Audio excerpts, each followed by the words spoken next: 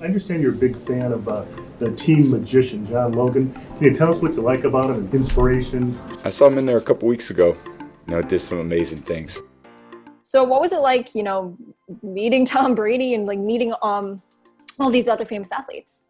Every week a new player would come into the studio. I would do a trick to them, blast on their social media and TV. And the thing is, my goal was to use the trick as a way for fans to learn more about the players. So for instance, at the time, the player named Chris Long was on the team, and he had this nonprofit called Water Boys, which would bring clean water to underdeveloped countries.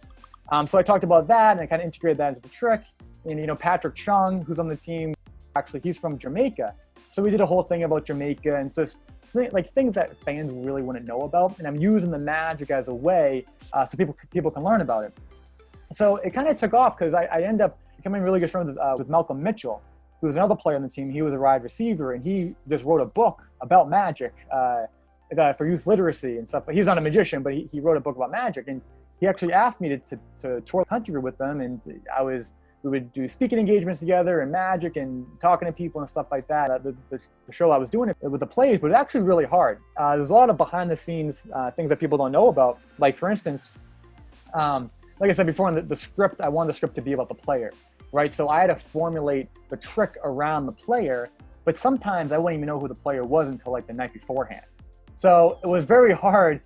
Staffy, who's actually on this call, is in this meeting as well. He helps me so much with all the magic I do, and we were brainstorming night and day, and late nights, early mornings, trying to think of routines.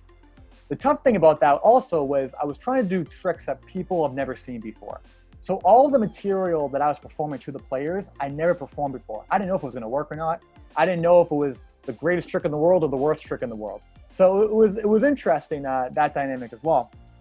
And then also I needed to think of a way where people couldn't just rewind the video and see how I do it.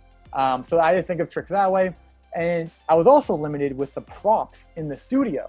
Because if I bring something in the studio that doesn't really fit there, it kind of defeats the whole purpose. So I was kind of limited on props. And I think the number one thing I learned about that whole thing was that magic actually works better when you're with a group of people. Because what ends up happening is that people react to the magic trick, but people react to the reactions.